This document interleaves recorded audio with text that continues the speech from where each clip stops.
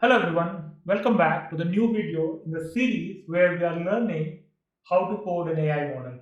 This video is a little bit different, maybe special as well, because in this video we're only going to talk about theory. There's nothing in general to show you, but I feel that this is an important topic and everybody should be aware of it. So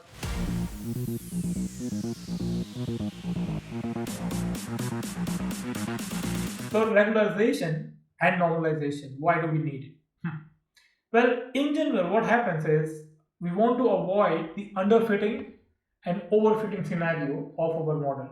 So when I say underfitting and overfitting, what you can see on the screen as well is an underfit model would be something like this. So the dotted line is your model, and the small circles is the actual data. As you can see, the way your model represents the data is basically underfit. It can't encapsulate everything that this data is telling. If you look at the image at the right side, here model has memorized almost every single data point in your training set. Now your model is overfitted on the data. It doesn't understand the concept of the data. It doesn't understand, for example, if number of bedroom goes up, the price of the house should go up. It doesn't understand that. All it understands in an overfitting is for for 4 bedroom apartment, the price given in my data set was 1 million, or 5 bedroom apartment price given for my data set was 2 million, and so on. But it does not understand the underlying behavior of the data points. The center one is a good fit because it kind of encapsulates the general nature of the data, but it is not underfitted, and at the same time it's not overfitting on the data. Okay. So how do we do regularization or normalization in AI models? I've given a lot of theory here which you can go and read in your leisure time. But in this video, I will talk about three method of regularization. So one is L1 and L2, and then there is dropout.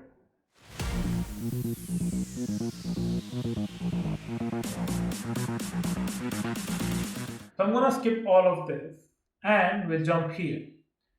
So what we are saying is in an L1 regularization, we will modify the loss function such that it is loss function's loss, whatever loss it is. So if I go here and let's say I'm using MSE loss, let me make it something reasonable. So let's say I'm using MSE loss.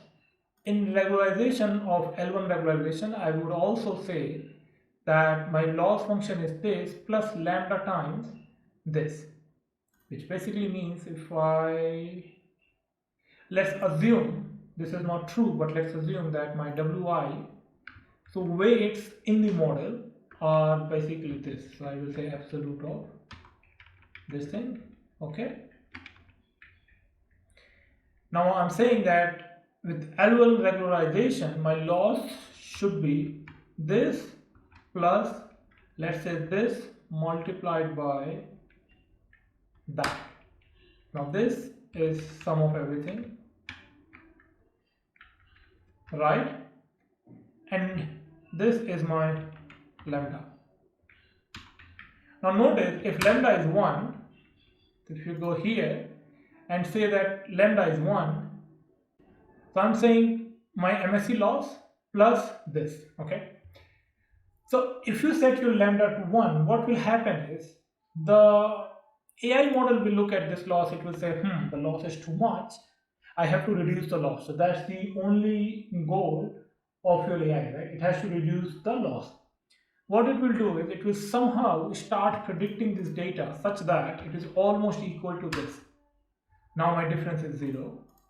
Now if I go and drag this, you see there is no loss because what it did, it started predicting whatever the input is. There is no difference and there is no weight, therefore there is no learning. You're gone. So if I go and undo this, if you set lambda to 0, you're basically not doing regularization because we are not penalizing the network for the weight bias. So this is also not a good scenario. And that is what I'm explaining here, that if you put lambda to 0 or 1, there will be no learning or there will be no regularization. So a good value for lambda would be, for example, 0.5. Now the model will go and predict the data such that it's able to minimize this value instead of that value. Okay. The same concept for L2 regularization. Instead of taking the absolute of weight, we square it, and that's how the L2 regularization will work. Okay, I hope that's clear.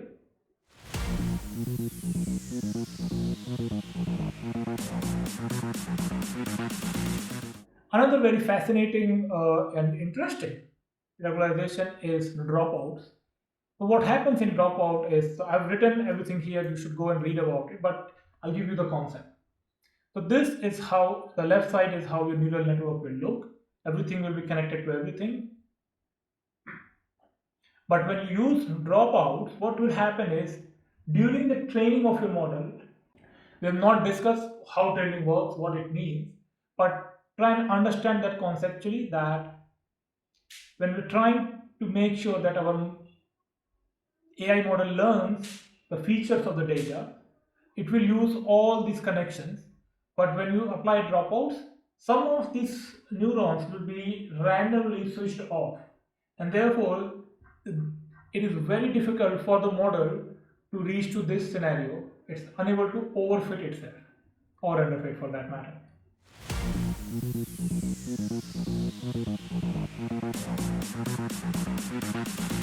Excellent.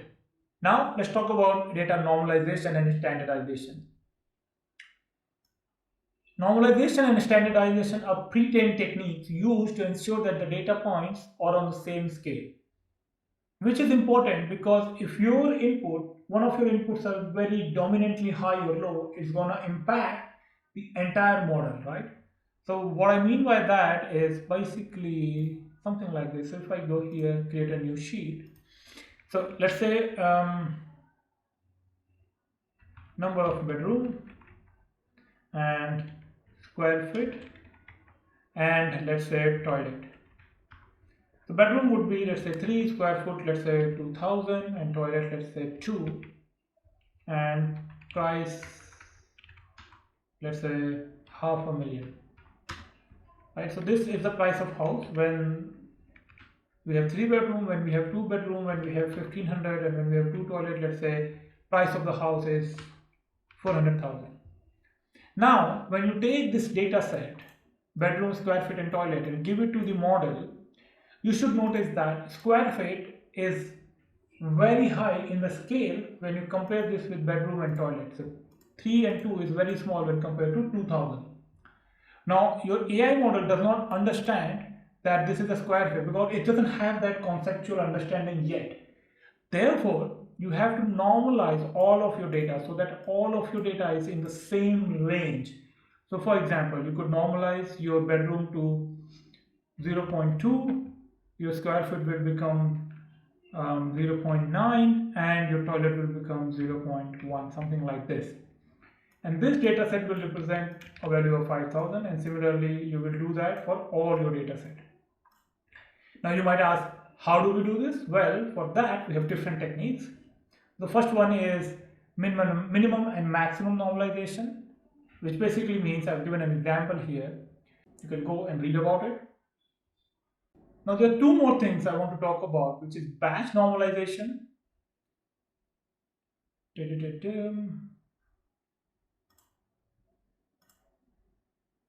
and layer normalization.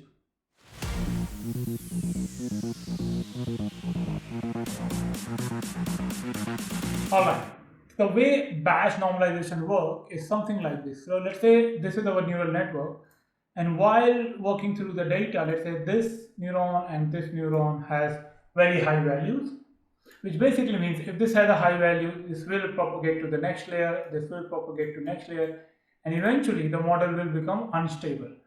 So what you can do is you can normalize this. How do you normalize? How you normalize this? We are looking at the batch normalization. So the way batch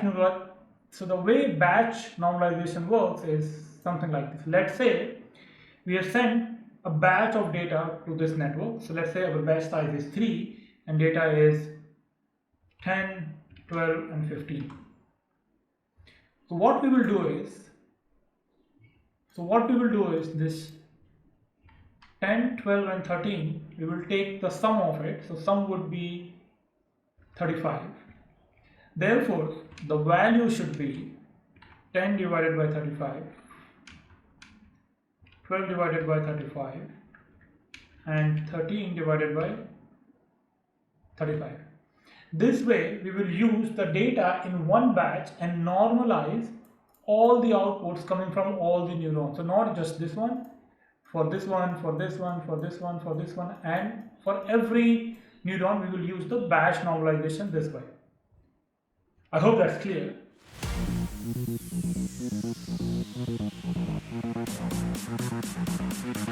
And another variation of this is basically layer normalization.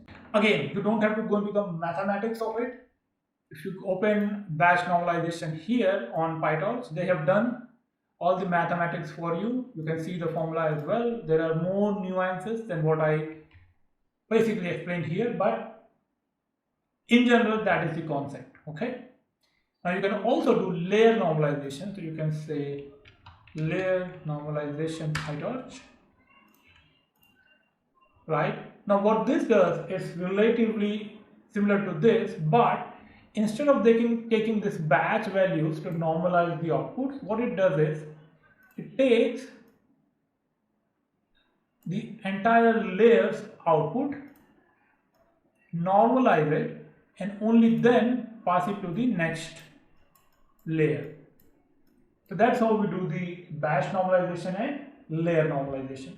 All of this will become really handy, really useful when we start building actual AI models. All of this concept will become really handy. I hope you understand this. I hope you like this video, although this was a little bit more theory, but obviously you understand the concepts here. Now we will bring everything together, and in the next video I think we'll talk about optimization, and once we do that we will start our first ever AI model. So stay tuned, like the video. If you have a doubt, if you learn something, comment on the video, and as always, to help this channel without paying any penny to anyone, so zero cost effort, would be that you share this video with at least 3 of your friends who you think might benefit from this. Okay?